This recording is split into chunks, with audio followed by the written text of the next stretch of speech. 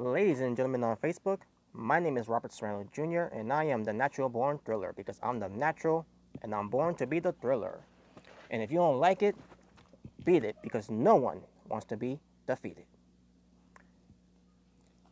What's going on, YouTubers? Welcome everyone to the WWE Clash of Champions 2017 review from December 17th, 2017. Just finished watching the pay-per-view and a lot for me to talk about this pay-per-view, so let's get right into it. Not gonna waste any time.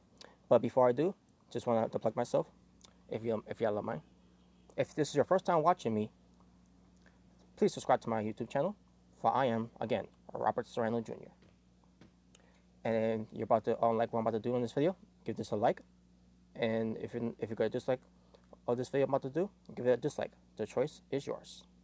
But with that being said, let's get right into the pay-per-view.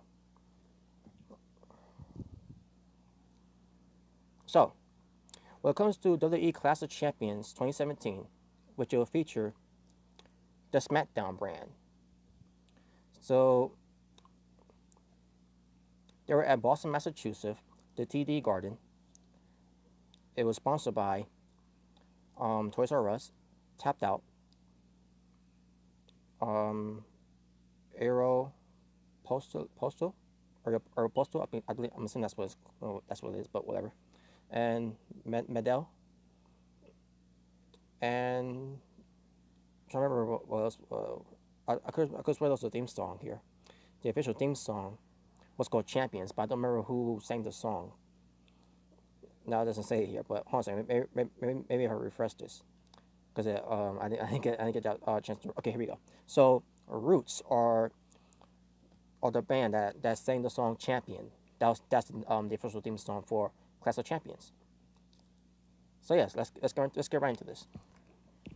Oh, hold on a second. Let me get a little closer here.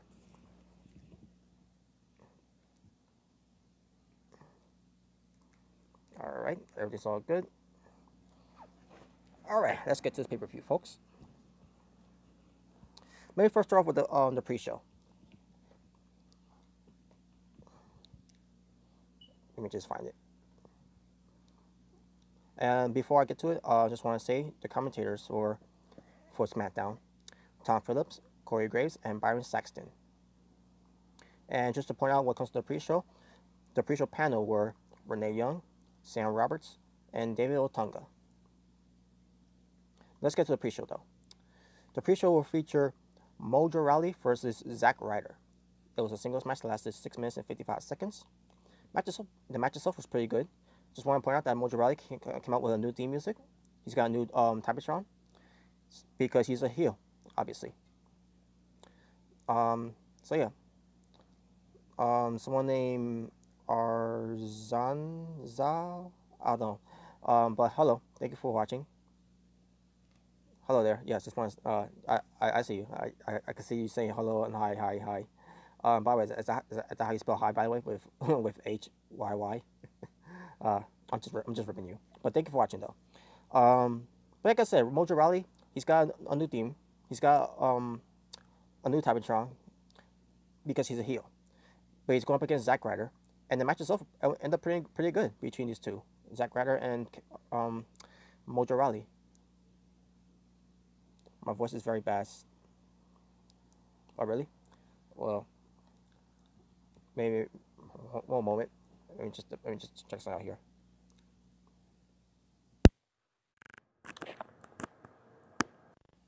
All right. Is that better? Let me know if it's better. You know, I don't know. It was working. It's been working fine. Ever since I missed this. Please stop.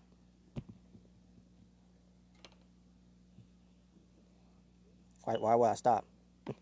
Anyways, moving on. So like I said, we had Mojo Rawley and Zack Ryder. They're competing, and like I said, it was a good match, but it was on the pre-show though. But at the same time, it should be on the main card. So, and that's nothing. When it comes to Mojo Rawley turning heel on Zack Ryder, wouldn't it be more fitting if it was on the main show of the pay-per-view? But whatever, right? But yeah, overall I thought the match was good. In the end, the right guy won, which I expected Mojo Rawley to win considering that he turned heel. So, if anything, Mojo Rawley deserved the win. And the worst thing they could have done is have him lose.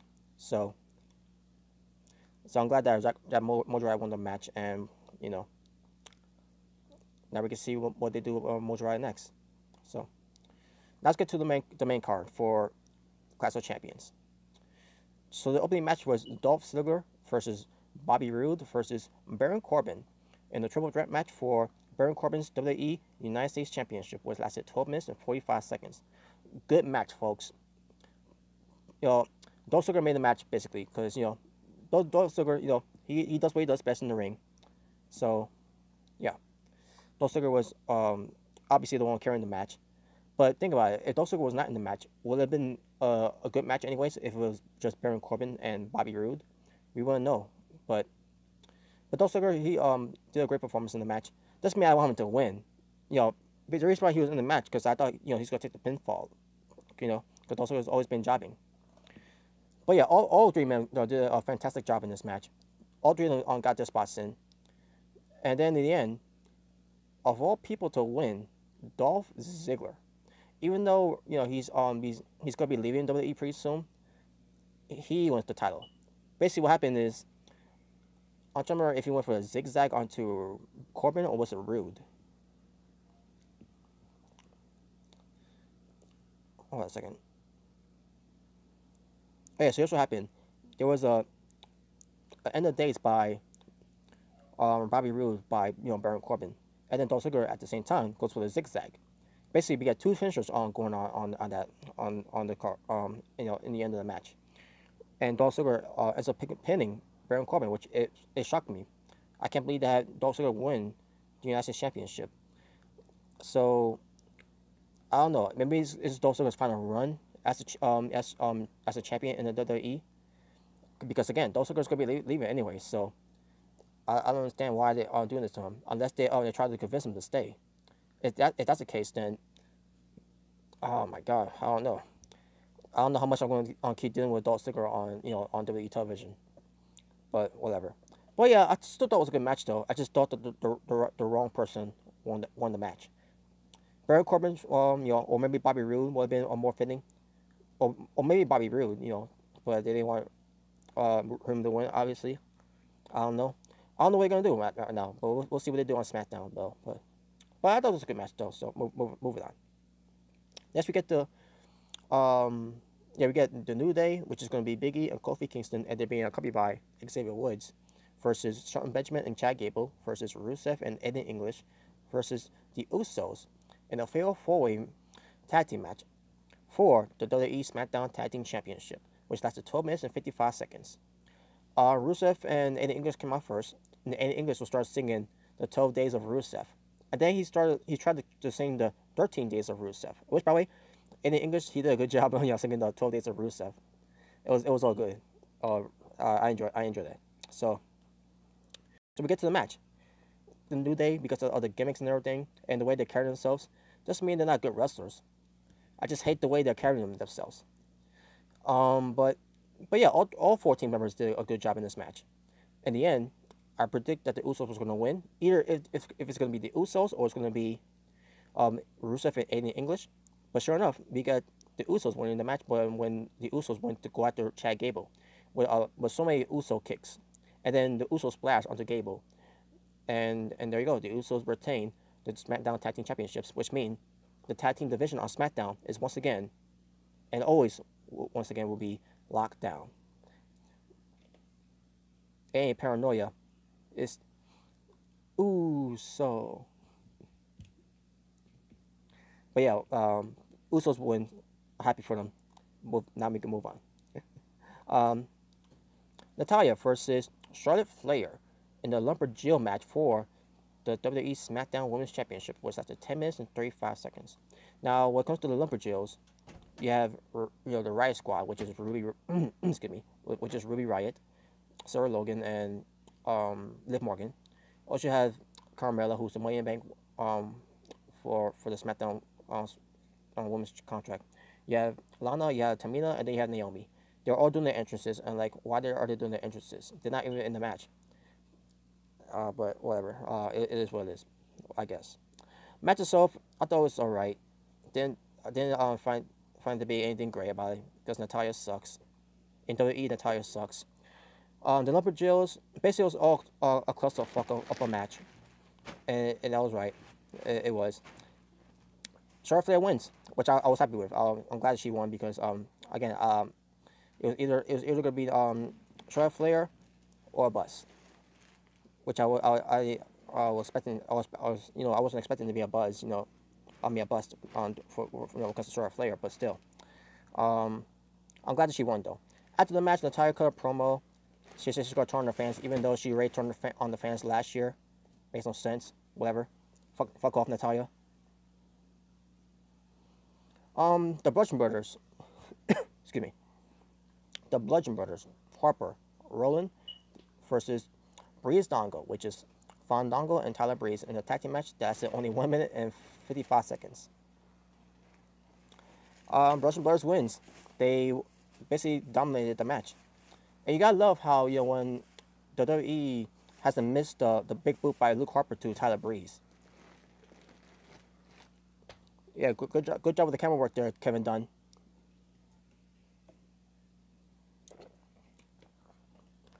But yeah, here's to say the Bludgeon Brothers, they won by pinning Fandango. I think it was Luke Harper was legal or Eric Rowan, I don't know. And then the Bludgeon Brothers starts cutting a promo. So basically, let us know that this is the beginning of the end and the end of the beginning. And then they say Harper, Roland, Bludgeon Brothers. So there you go. Yeah, it was done what needed to be done. So Randy Orton and Shinsuke Nakamura versus Kevin Owens and Sami Zayn with Shane McMahon and Daniel Bryan to be a special guest referee for this tag team match. If Kevin Owens and Sami Zayn loses, then they'll be fired from all of WWE. Now, the match lasted 21 minutes and 40 seconds. Now, as far as the match was, I guess you could say from a wrestling quality, I thought it was solid for what it was. But the one thing that I took away from the match is that they were focusing on the referees in the match, which is Shane McMahon and Daniel Bryan. And I'm sorry to say this to Daniel Bryan, he's a great wrestler, but he sucks as a referee. I have to call it as it is. But whatever. But as far as the match was concerning, those are basically doing arguments with each other, and who's doing a terrible job, who's doing a terrific job as the referees. And so then basically, let's get to the end. We get to the end of the match now. So basically, they end up working together, and start deciding how to do this whole referee thing, because there was going to be two referees in the ring at the same time. That's the whole thing they were selling at. So at one point, I think it was Sami Zayn and Randy Orton. They were legal in the match. So Shane McMahon and Daniel Bryan. Basically, on one side was Shane McMahon refereeing, and the other side Daniel Bryan refereeing. It was confusing, folks. To be honest with you, this match was very confusing because we had two referees in the ring at the same time. But let's see. Anything I remember besides? Oh yeah. So Shinsuke Nakamura, he had Kevin Owens in the triangle chokehold, and Shane McMahon was checking out Kevin Owens to see if he's gonna submit. And then Daniel Bryan noticed that Nakamura's both of his shoulders were down, and Shane McMahon was getting upset with Daniel Bryan because of that. I don't understand why, because Daniel Bryan was just doing his job as a referee, because Nakamura's shoulders were down. So whatever. But I understand why it's storytelling. Basically, that's what they're doing. So now let's get to Sami Zayn and Randy Orton. So Randy Orton goes for the RKO. He hits the RKO. Shane McMahon goes for the count. Kevin Owens comes in to push Daniel Bryan onto Shane McMahon, and Daniel Bryan was looking upset, and he's like, "I'm sorry" and everything. Randy Orton also looked confused, like, "What are you doing, Randy Orton?" Randy Orton was like, to Daniel Bryan, "What are you doing, Bryan?" And Shane McMahon was getting upset with Daniel Bryan. with that. So then we get to a point where Zayn and so Zayn and Orton, they were going for attempted pinfalls on each other. Until finally Zayn got Orton with a schoolboy. Randy Orton's shoulders were down. Shane McMahon was going for the cover, and then he hesitated. He didn't want to put his dirt hand down. So basically, he was trying to screw over Sami Zayn and Kevin Owens of the job, and then Danny Bryan was upset. He started pushing Shane McMahon. All of a sudden, Sami Zayn was getting in Shane McMahon's face. So then all of a sudden, Sami Zayn goes for a roll up onto Randy Orton again. Danny Bryan goes for a fast count and hits 3. And Kevin Owens and Sami Zayn gets the 3 count in the win, with Sami Zayn pinning Randy Orton, which I was happy for because I didn't want Shinsuke Nakamura to take the pinfall, which I was expecting, Randy Orton to take the pinfall, and I was also expecting Randy and Kevin Owens and Sami Zayn to win. And some people are probably thinking to themselves, did Danny Bryan turn heel? No. He was doing what Shane McMahon was trying to do, and that was trying to screw over Sami Zayn and Kevin Owens. So he decided to screw over Randy Orton and Shinsuke Nakamura, even though it wasn't to be intentional. But it's basically to teach Shane McMahon a lesson to be biased, and because Shane McMahon was being unbiased, Danny Bryan did what he had to do. So yeah, no, it was no heel turn going on that match. No heel turn for Shane McMahon. It was definitely not a heel turn for Daniel Bryan. So what are they gonna do with this now?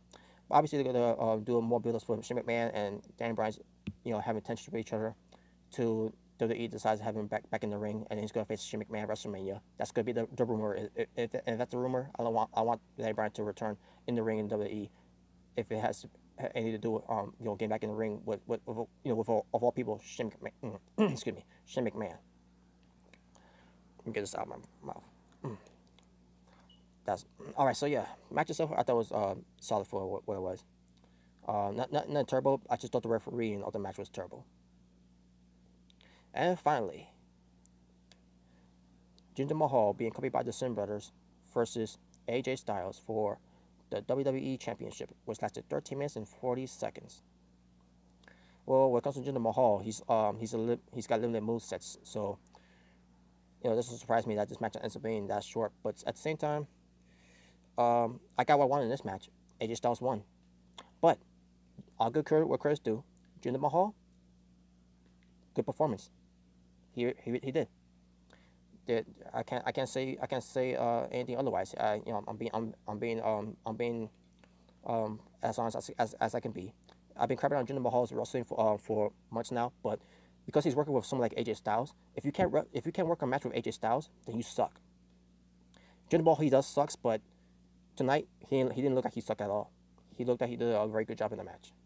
And of course, you got the Sin Brothers getting involved. And Mahal obviously was looking strong in the match because he's a big guy, obviously bigger than AJ Styles. But yeah, it is what it is. But the fact is, AJ Styles won. How he won? He won with the calf killer. And basically, AJ Styles did all his moves in the match. Not all of it though. Still haven't seen him do the spiral tap yet. I wonder if they're gonna say that for WrestleMania. When it comes to against Nakamura. And yeah, that's another thing. AJ Styles going to WrestleMania, WWE champion. Hopefully, I still get that. We still got months away till we get to WrestleMania. So who's AJ Styles' next opponent's gonna be for Royal Rumble? Hopefully, AJ Styles will retain. And then when we get to that point of the Royal Rumble, Shinsuke Nakamura needs to win the Rumble. So yeah. Now, when it comes to the matches, let me go back to the matches, and I'll give and then to give you the star ratings. I'll give you the overall star rating about this pay-per-view. Okay, here we go. Mojo Rawley defeats Zack Ryder. I'll give it 3 stars. Dolph Ziggler defeats Baron Corbin by basically pinning Baron Corbin, but by rules in the match too, because of the triple threat.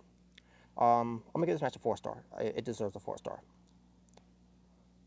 The Usos defeat the New Day. They defeated Shelton Benjamin and Chad Gable. They defeated Rusev and Aiden English. Basically with the Usos beating the team of Shelton Benjamin and Chad Gable in the match. And by the way, I should also point out one thing. In this fatal 4-way match, they had four legal wrestlers in the match, and while the other 4 were in their respective corners. But yeah, on the match itself, 4 stars too. I thought it was a very good tag team match. Charlotte Flair defeats Natalya to retain her WWE SmackDown Women's Championship. I'm gonna give this one a 2.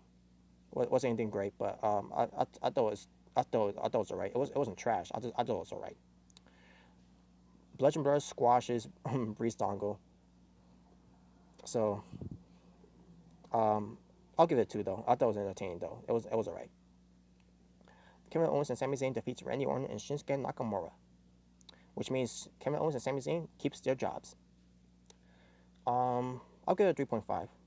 And finally, AJ Styles defeat Jinder Mahal to retain his WWE Championship. I'll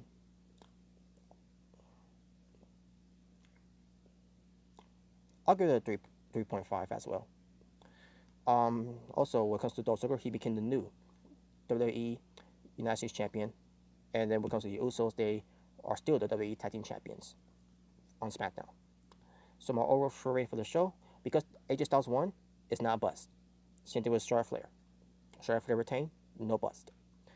AJ Styles winning, retaining, no bust. So this pay-per-view, good pay-per-view. I'm going to give it an 8 out of 10. Wasn't anything great about the pay-per-view. None but just good and solid matches, but not anything great. But I thought it was still a good pay-per-view. So some people disagree on Twitter. I seen all the tweets. So I'll give it an 8 out of 10. So yeah, that's basically it, folks. I'll wrap up from there. Thank you all for watching. If this is your first time watching me, make sure you subscribe to my YouTube channel. My name is Robert Serrano Jr. And if you like this review I just did about WWE Clash of Champions 2017, give it a like. But if you dislike it, give it a dislike. The choice is yours. This has been your pay-per-view review when it comes to WWE Clash of Champions 2017 for the SmackDown brand. So that being said, thank you all for watching. You all take care. Have a good night. Peace on the streets. Talk to you all soon. But for now, I'm out.